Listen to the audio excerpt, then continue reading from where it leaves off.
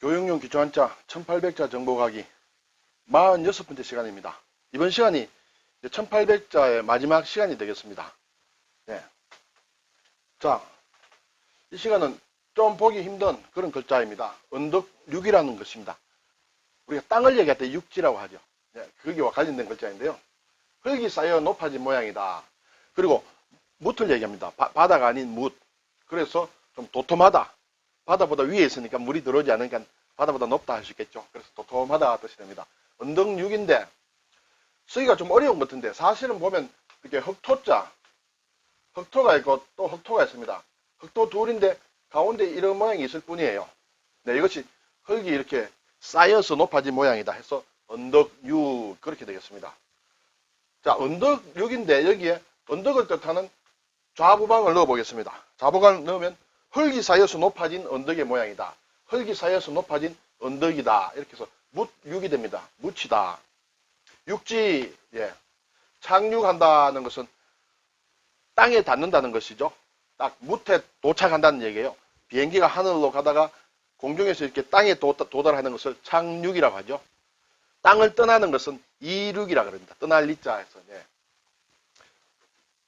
자, 이렇게 륙은 이렇게 좀 도톰한 모양인데 여기에 눈을 뜻하는 눈목자를 넣어 보겠습니다. 눈목을 넣으면 눈에서 좀 도톰한 부분이 있죠. 그래서 이렇게 화목하다는 뜻을 가집니다. 눈이 도톰해서 온화하다. 눈이 이렇게 좀 도톰하면 온화하게 보이는 모양입니다. 그래서 화목할 목이다. 화목, 친목, 네, 이런 글자를 듭니다. 자, 여기 이제 언덕육이라는 글자가 있습니다. 지금 상당히 중요한 글자가 되겠습니다. 지금 여러 가지 글자를 많이 만듭니다. 자, 지금까지 이렇게 했고, 그 다음에 여기에 두 손을 뜻하는 글자입니다. 이게 둥글 환자입니다. 둥근 약은 환약이라 하죠. 그리고 총을 쏠 때 탄환이라 할 때, 또는 투포환이라고 할 때 둥글죠. 그래서 이런 글자를 썼는데, 원래 이 글자가 모양이 두 손으로 못하는 모양이다. 이런 모양이 있어요. 그래서 이 둥글다는 뜻과는 달리, 손을 두 손으로 무엇을 한다라는 그런 뜻입니다. 결국은 두 손으로 이렇게 흙을 만집니다. 흙을 이렇게 만져서 묘목을 심는 모양이다. 그래서 심을 예가 됩니다. 심을 예. 단독으로는 쓰이지 않습니다. 이 부분이나 이 글자나 언덕육이나 단독으로는 거의 쓰이지 않고 다른 글자를 만드는데 좀 중요한 글자고 획이 좀 복잡하다는 것을 유의하시되 이렇게 뜯어서 생각하면 그렇게 복잡하지 않을 수 있다. 이렇게 말씀드리겠습니다. 자, 여기에 힘을 뜻한 힘력을 넣습니다. 두 손으로 나무를 심고 그리고 또 이렇게 힘을 가해서 북을 돋운다. 북 돋운다. 북을 돋우면 힘차게 잘 자라겠죠. 나무를 심고 이렇게 북을 돋운다. 막 이렇게 쟁기나 가래로 이렇게 북을 돋울 수도 있고 또 힘을 더해서 북을 돋운다. 그렇게 되면 힘차게 자란다. 그 자라나는 형세, 그 자라나는 그 모양, 그런 형세를 형세세합니다. 세력이다, 형세다 할 때 쓰는 그런 글자가 되겠습니다. 자, 여기에 이제 나무를 심는 모양에는 이 글자가 기본 글자로 상당히 중요하죠. 여기에 불을 뜻하는 연화발을 넣었습니다. 자, 심은 나무가 잘 자라기 위해서는 적당한 온도가 필요하겠죠. 그것을 나타내는 것입니다. 그래서 덥다, 더울 열을 의미합니다. 열심이다, 공부 열심히 한다 할 때 좀 열을 내야 되겠죠. 열대다, 더운 지대를 얘기합니다. 자, 그리고 이런 글자가 있어요. 이렇게 아래는 구름 운자를 얘기합니다. 이것을 합쳐서 무엇을 얘기하느냐 하면 이것은 김을 맨다는 뜻이에요. 김을 맨다는. 자, 나무를 심고 뭔가 자꾸 잡초가 자란 걸 김을 매겠죠. 자, 나무를 이렇게 심었습니다. 나무를 심고 김을 맨다는 것에 이 글자를 김멜 운이라고 합니다. 운. 네, 우리가 단독은 잘 쓰지 않고 사실은 제주예라는 글자에 이게 약자로 많이 씁니다. 많이 쓰는데 원래 글자는 이제 이 글자를 찾아보겠습니다. 이 글자를 둘로 나눠서 위에 부분을 이렇게 위에 올립니다. 풀초를. 그리고 구름이 올라간다는 뜻의 운인데 이것은 아래에다 넣습니다. 이것이 제주입니다. 왜 제주냐?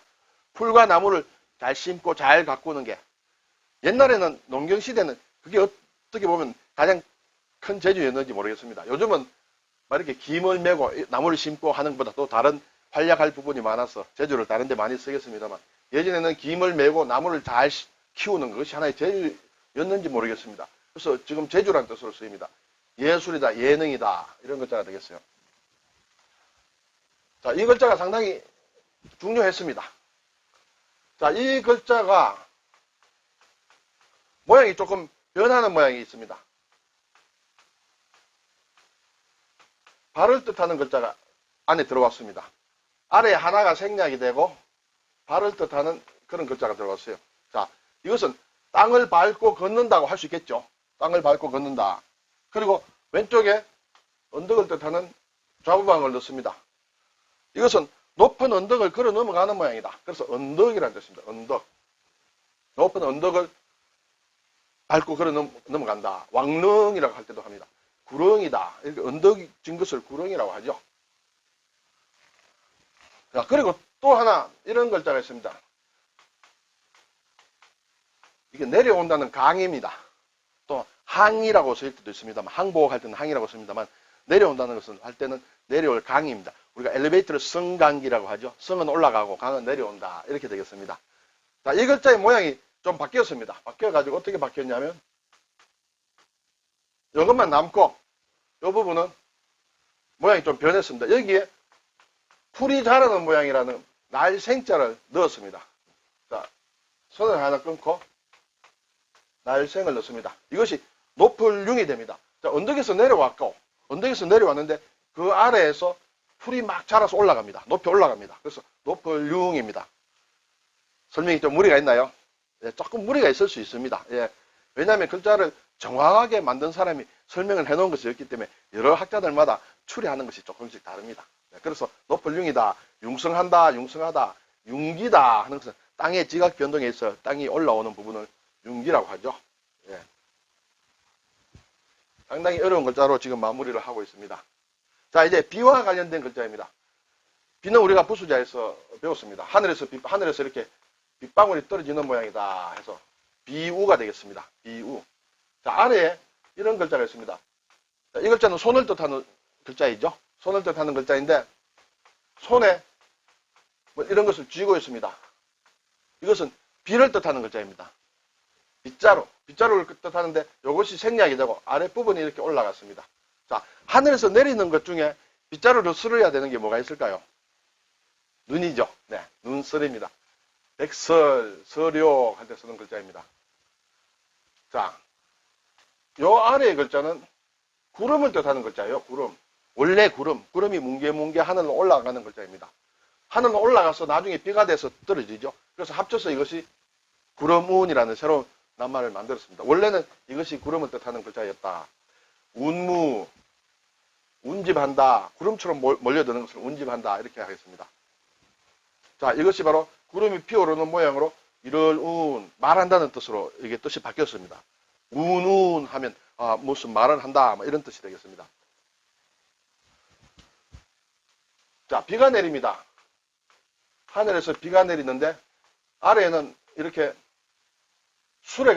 수레바퀴가 막 구르는 소리가 납니다. 이건 수레바퀴입니다. 수레바퀴가 구르는 소리예요. 이것이 줄여서 하나로 줄였습니다. 하나로 줄였는데 비가 내릴 때 막 수레바퀴가 굴러가듯이 3개였으면 수레바퀴가 3개입니다. 굉장히 많은 수레바퀴가 굴러가듯이 소리가 난다. 그래서 천둥이란 뜻입니다. 천둥뢰입니다. 지뢰, 어뢰 할 때도 쓰는 그런 뢰가 되겠습니다. 여기에 번개를 뜻하는 글자가 있습니다.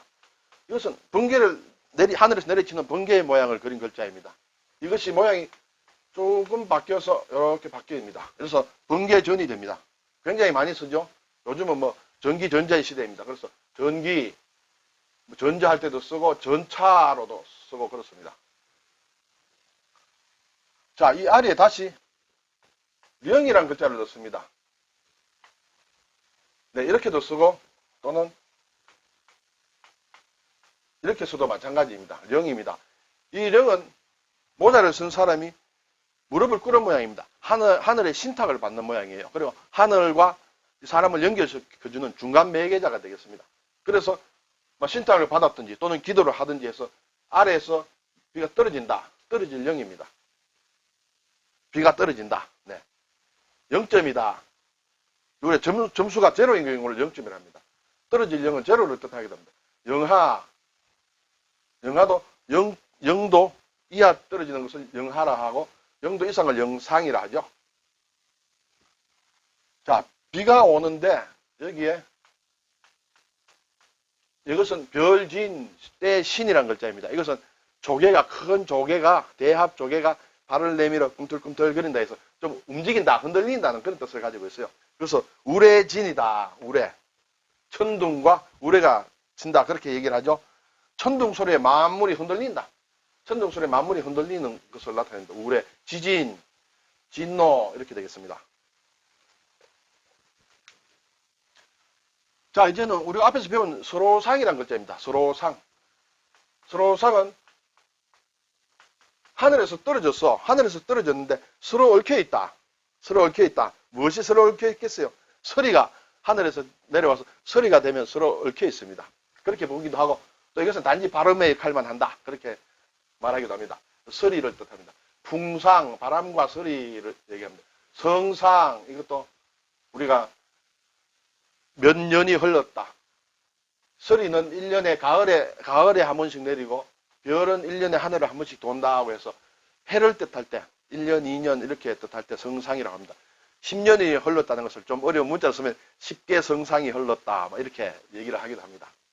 자, 아래에 또 힘쓸 무자를 넣습니다. 힘쓸 무자는 이렇게 힘을 가득 넣어서 창으로 이렇게 찌르는 것을 얘기합니다.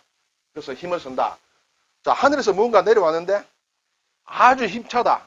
예, 안개가 아주 깊이 끼는 것을 얘기합니다. 아주 공기가 세차게 일어나서 공중을 덮은 물방울이다. 그래서 안개입니다. 안개무. 안개 별로 힘이 없을 것 같습니다만, 네. 어쨌든 아주 깊은 안개, 진한 안개 같으면 어떤 힘을 느낄 수도 있겠죠. 운무다. 구름과 안개. 무산.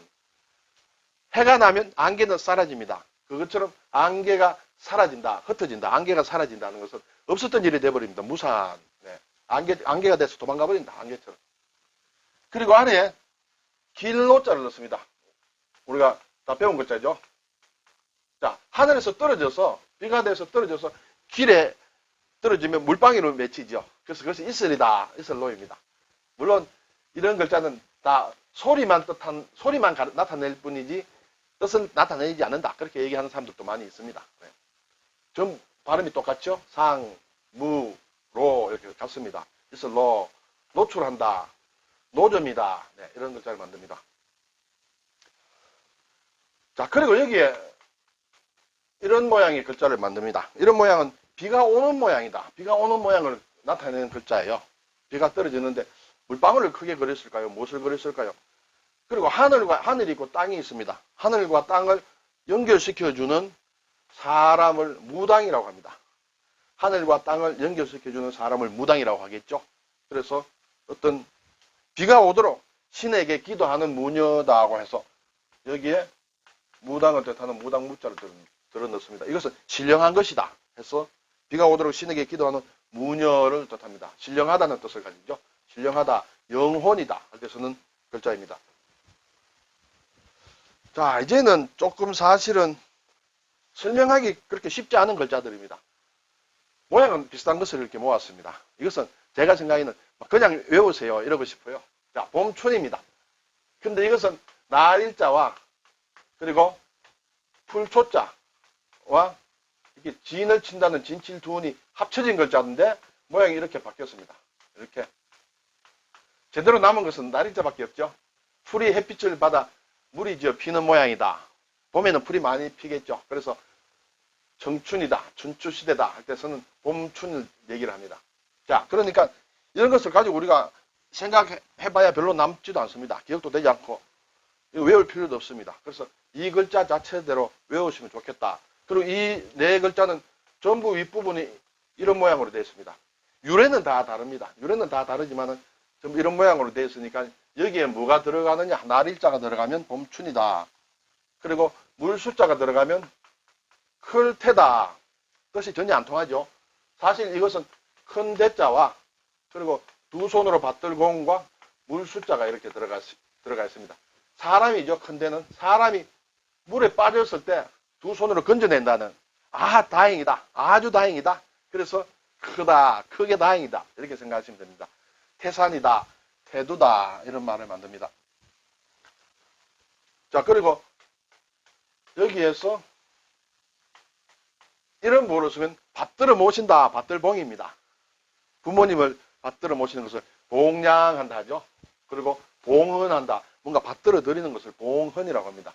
자, 여기에도 이런 글자와 예쁠봉이에요. 예쁘다 하는 글씨예요. 그리고 두 손으로 받들고, 그리고 손수입니다. 합쳐져서 모양이 어디에 숨어 들어간지 잘 모를 정도입니다. 글쎄요, 예쁠봉이 막 이렇게 볼 수 있나요? 어쨌든 잎이 핀 가지를 든 모양이다. 잎이 핀 가지를 든 모양, 덮은 모양.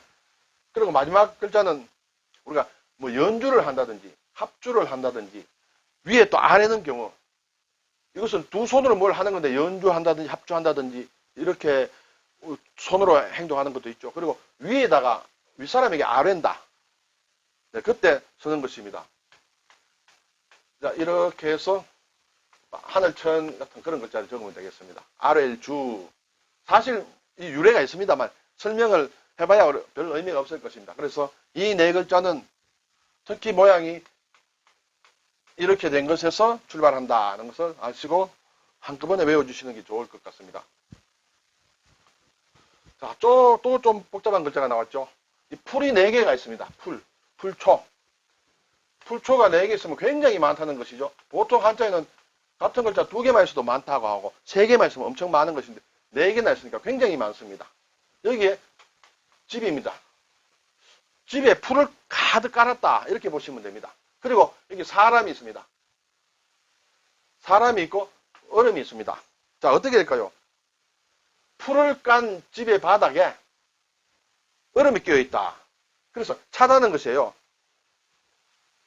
사람이 풀을 깔았다는 것은 옛날 집은 바닥이 신통치 않았겠죠. 그래서 겨울이나 이렇게 되면 풀 같은 걸 많이 깔고 이렇게 또 위에 해서 잘 수가 있겠죠. 근데 그 아래에 다시 얼음이 끼어 있어. 굉장히 춥겠죠. 그래서 찰한입니다. 모양은 이렇게 바뀌어 있습니다. 네, 모양은 이렇게 바뀌었지만 이것이 차다 하는 것입니다. 한기가 돈다, 한식이다 그때 쓰는 글자입니다. 같은 모양입니다. 같이 되어 있는데 여기에 집이 있고 풀이 이렇게 가득 깔려 있습니다. 사람이 있고, 근데 아래에는 흙이 있습니다. 얼음이 아니라 흙이 있습니다. 흙으로 막았다, 그런 뜻입니다. 그래서 뭘 막았을까요? 아래에 흙으로 어쨌든 두루 막았다, 이렇게 생각하면 되겠습니다. 바람이 들어오는 것을 얼음 대신에 이제 흙으로 들어갔습니다. 그래서 변방이다, 아주 변방. 그리고 막힌다는 막힐 새, 변방새가 됩니다. 요새.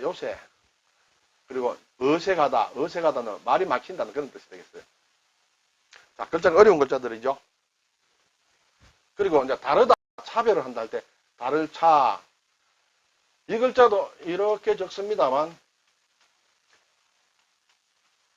윗부분과 아랫부분을 나눌 수 있어요. 윗부분은 사실은 이렇게 이삭이 모양인데 벼화자죠. 이삭이 이렇게 늘어진 모양이다, 그렇게 보이지 않아요. 저도. 네. 옛 그림으로 통하고 또 이렇게 글자가 변해오면서 이렇게 변했습니다. 그리고 아래에는 왼쪽 좌지요. 왼좌를 합친 모양이다. 왼쪽이라는 거는 좀 불안정하다 그래요. 항상. 그래서 이삭이 늘어지는데, 이삭이 늘어지면, 여러 이삭이 늘어졌을 때 전부 같은 길이로 늘어지지 않죠. 어떤 것은 길고 어떤 건 짧고 뭐 이렇게 되겠죠. 들락날락합니다. 왼손 자체도 불안정하고, 그래서 뭔가 차이가 난다. 그래서 다를 차가 됩니다. 글자 모양은 여기에서 조금 바뀌죠.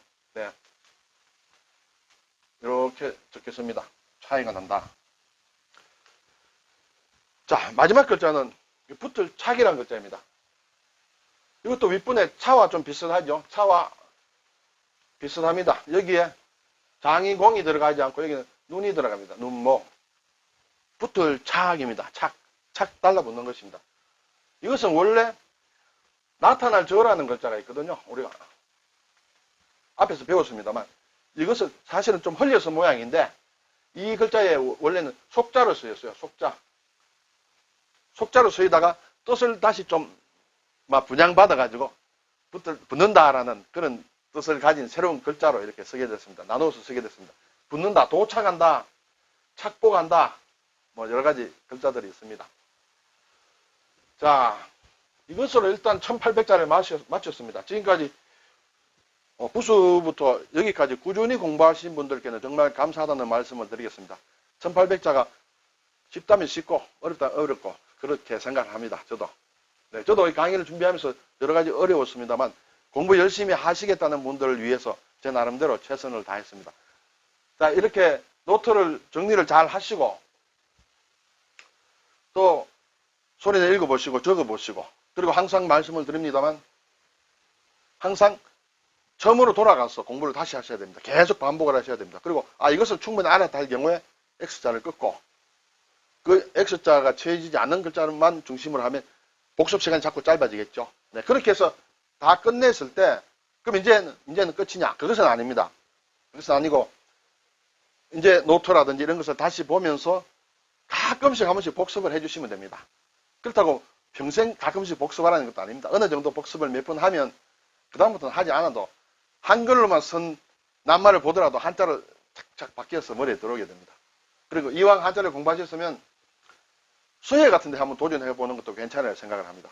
한자를 모르게 되면 한자 수해에 도전하는 게 쉽지 않겠죠.